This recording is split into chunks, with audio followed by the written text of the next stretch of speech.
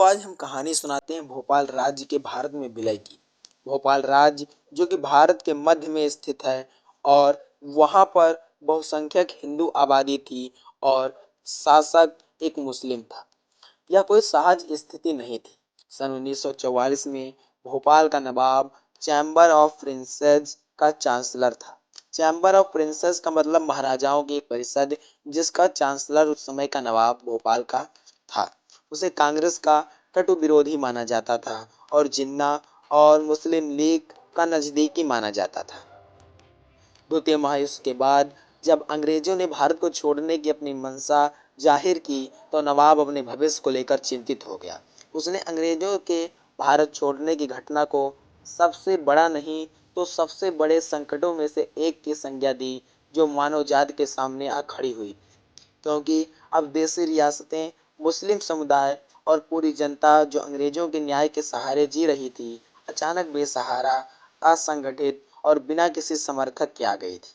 अब नवाब के सामने एक ही रास्ता बचा था कि वह दुनिया के मुसलमानों के हक में अपने जान की कुर्बानी दे दे।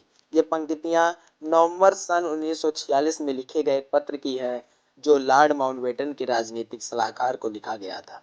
4 महीने बाद वेवेल की एक जगह माउंटबेटन वायसराय बनकर आ गया, जो रिवाजों के मुताबिक भोपाल के नवाब के पुराने पोलो मित्र रहे थे। उनकी दोस्ती 25 साल पुरानी थी। एक बार माउंटबेटन ने दावा किया था कि भोपाल के नवाब हिंदुस्तान में उनके दूसरे सबसे बेहतरीन दोस्त हैं, लेकिन ये बहुत जल्द ही साफ हो गया कि दोनों अब दो अलग अलग ध्रुवों पर खड़े थे। जुलाई 1947 के मध्य में माउंटबेटन ने दूसरे रजवाड़ों की तरह ही भोपाल के नवाब को लिखा कि वह अपनी रियासत का भारत में विलय कर दे। इसके जवाब में नवाब ने अपनी आदतों के मुताबिक एक लंबा और भावुक पत्र लिखा।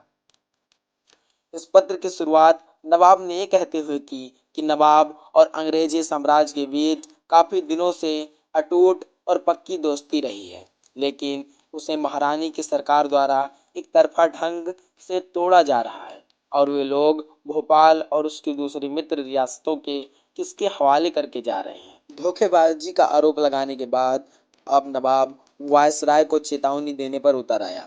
नवाब ने कहा कि हिंदुस्तान में कम्युनिस्टों की बढ़ती हुई लहर के खिलाफ संपत्तिशाली लोग ही ढाल का काम कर सकते हैं।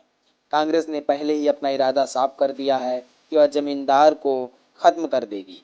इससे भी ज्यादा अतिवादी विचारों की पार्टी भारतीय कम्युनिस्ट पार्टी है, जिसका ट्रांसपोर्ट कर्मचारियों के संघ पर कब्जा है।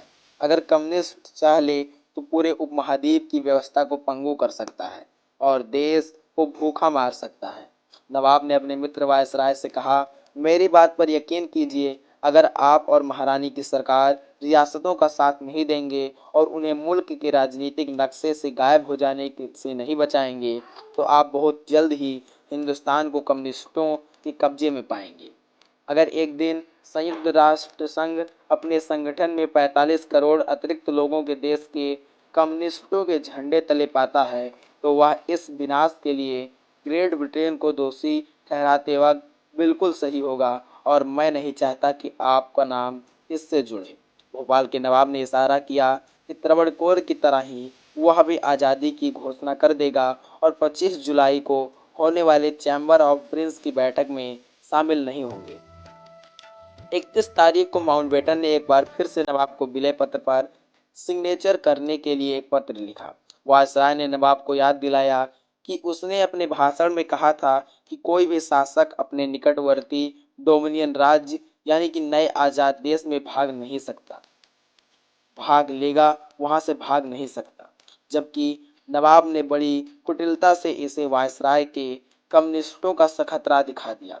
वायसराय ने आगे लिखा, हाँ, इस देश पर कम्युनिस्टों का खतरा मंडरा रहा है, लेकिन इनसे तभी बेहतरीन ढंग से निपटा जा सकता है जब कांग्रेस और रजवाड़े आपस में हाथ मिला लें, क्योंकि पटेल जैसे मजबूत और बड़े नेता भी कम्युनिस्टों को उसी तरह भयभीत हैं जैसे कि आप।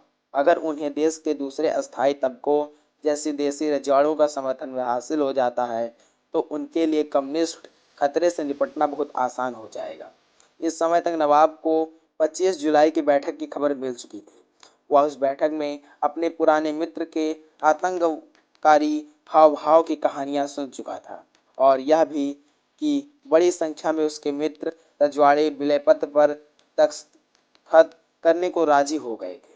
ये सुनकर नवाब थोड़ा ढीला पड़ गया और उसने अपनी प्रतिष्ठा की रक्षा के लिए छोटी सी रियासत मांगी। उसने मांग की कि क्या वायसराय पटेल पर दबाव डालेंगे कि वे विलय की तिथि से 10 दिनों की बढ़ोतरी कर दें ताकि भोपाल के विलय होने से मैं पूरे विवेक के साथ अपनी मौत के फरमान पर दस्तखत कर सकूंगा। लेकिन पटेल ने कहा कि वे नवाब के साथ खास सलूक नहीं कर सकते।